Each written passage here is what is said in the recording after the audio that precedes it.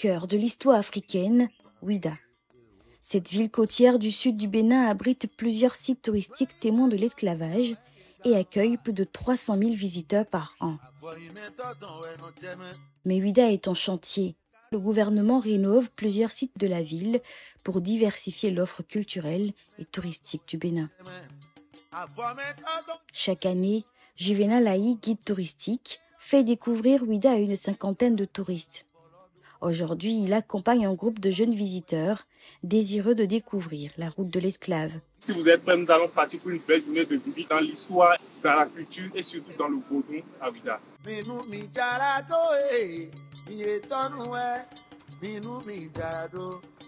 Première étape de la visite, la forêt sacrée de Ouidah.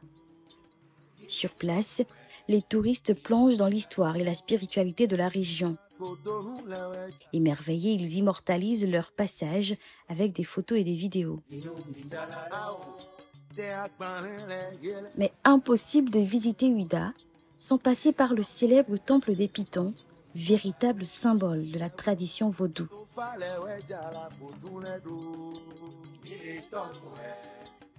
Dans ce temple construit au XVIIIe siècle, les pitons sont considérés comme des incarnations sacrées et vénérées. Ah bon. Non, ça va aller. Okay, on peut l'enlever maintenant si vous plaît. Le temple est aujourd'hui en pleine rénovation. Ouidah que vous allez voir aujourd'hui, ce n'est pas la même chose qu'il y a 3 mois, ce n'est pas la même chose qu'il y a 1 an, ce n'est pas la même chose qu'il y a 2 ans. Alors le gouvernement est vraiment en passe pour changer l'image de la ville de Ouidah, pour que chaque visiteur qui vient, chaque festivalier qui arrive dans la ville puisse voir, ok, là je suis dans une capitale de vaudou et on arrange en fait l'image de la ville de sorte à ce qu'il y ait beaucoup plus de choses attrayantes. Après le temple des Pitons, direction la place Chacha. Ce symbole de l'histoire, autrefois le marché aux esclaves, accueille plusieurs dizaines de milliers de visiteurs chaque année. Ici, nous allons commencer le chemin de la route des esclaves. Après, ici, nous allons faire l'arbre de l'oubli. Nous allons faire la case Zomaï. Nous allons faire le mémorial aux morts, l'arbre du retour pour finir par la porte du non-retour.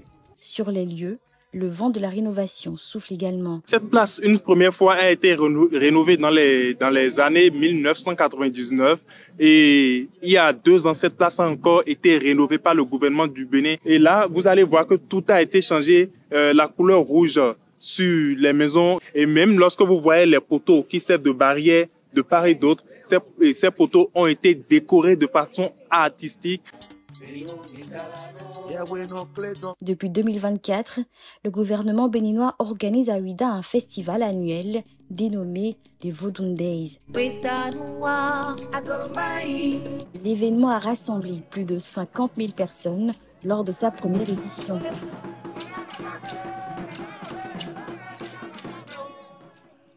Les festivités des Vodun Days s'étendent au cœur de la ville et principalement près de la porte du non-retour. C'est la dernière étape de la route de l'esclave et c'est aussi le dernier arrêt de la tournée de découverte conduite par Juvénal. Lorsque vous essayez de regarder le monument par ici, vous allez voir les esclaves enchaînés. Et c'est de cette manière qu'ils sont convoyés vers les navires. Lors du trajet, les femmes étaient abusées pour maximiser les chances qu'elles soient porteuses avant l'arrivée. Et là, elles allaient coûter plus cher que leur valeur initiale. À proximité de la porte du non-retour se dresse l'arène de Ouidah. L'édifice offre une vue panoramique sur une tribune, des places assises et un espace de retransmission. À l'intérieur de l'arène, Juvénal capture l'ambiance pour enrichir ses réseaux et inciter davantage de visiteurs à découvrir le lieu. Alors les amis, ici nous sommes à l'intérieur de l'arène vaudou de Ouidah. C'est à l'intérieur là que vont se dérouler les différentes manifestations dans le cadre des Vodou Days. Et la deuxième édition les 9, 10 et 11 janvier 2025.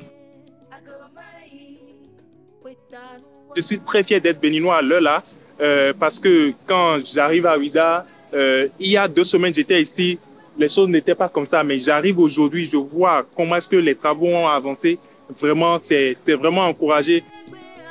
Avec ces rénovations, Ouidah se réinvente. La ville se positionne déjà comme une destination phare de l'Afrique de l'Ouest, portée par l'ambition du gouvernement béninois d'y accueillir 3 millions de visiteurs par an d'ici à 2028.